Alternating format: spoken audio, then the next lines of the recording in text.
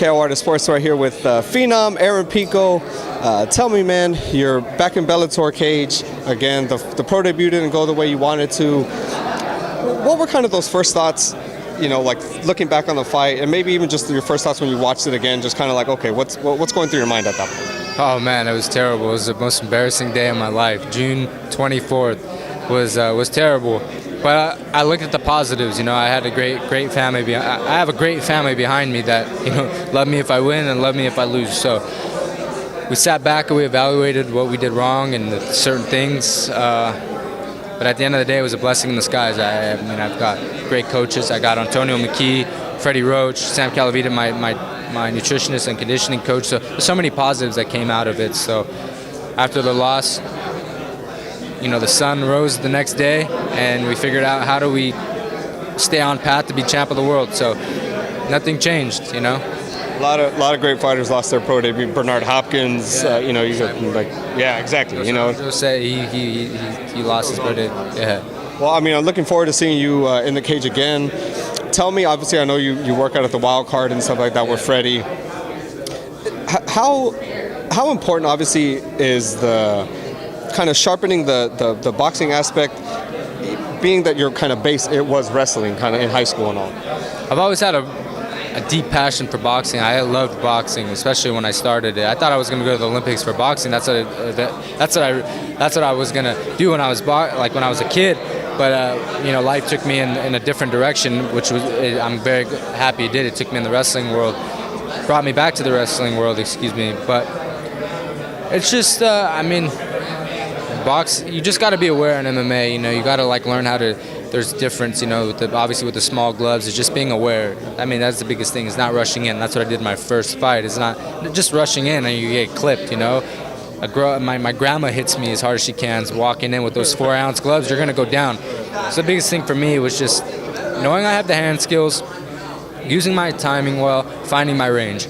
Once I find my range and I can feel his timing and work off my jab, it will open up. And it's reassuring knowing that, okay, well, if it's not working for me, then I'll just take you down. I have really good wrestling, obviously, but I like to stay on my feet. I really do. And working with Antonio, I have much more than just boxing. I've been working a lot on my kicks, so that's great. I'm just trying to be the overall best fighter I can possibly be. We're looking forward to seeing it, man. Want to talk to you a little bit about boxing. Canelo Triple G happened obviously last year. What were your thoughts on that fight and that decision there? Yeah, I thought honestly, I said I did an interview and I said Canelo was going to make it look easy. Actually, I really thought he was going to make it look. I thought he was going to do really well. Not to say that he did bad, but I got to give credit when credit's due. I thought Triple G won. I didn't see it as a draw, and everybody around me in the building, in the room, thought Triple G won too. So. It is what it is, but like I said, the moral of the story is don't leave it in the judge's hands, But hey, Triple G poured his heart and soul out, and Canelo did too. So I'll be looking forward to the rematch. They're both gonna make a ton of money in the rematch, so might as well do it. Win, yeah. Speaking of the rematch, what are how does it play out? Because a lot of people I talk to, agree with you that Triple G won the first fight, but they also think that Canelo was coming on towards the end, figured him out, so to speak. So, and a lot of people say, well, Canelo's a younger guy, Triple G is going to be another, 8-9 months older. So how do you see yourself? Do you see the rematch playing out? Yeah, it's different. Obviously, Canelo's team has much more tape now, obviously, because they fought, and Triple G has it. I think the biggest thing with Canelo is just,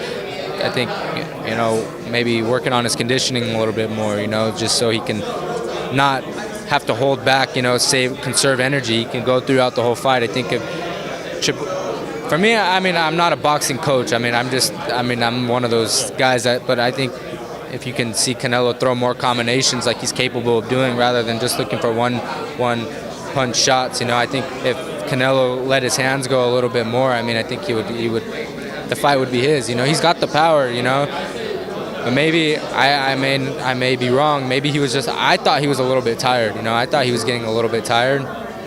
But what do I know? Like I said, I'm not a boxing coach. I'm not part of his team, so I know how he's feeling. A lot of people will say, "Well, you should have done this, should have done this." So their teams will figure it out. But I honestly, I don't even know what that fight. I don't know what can happen. You know, so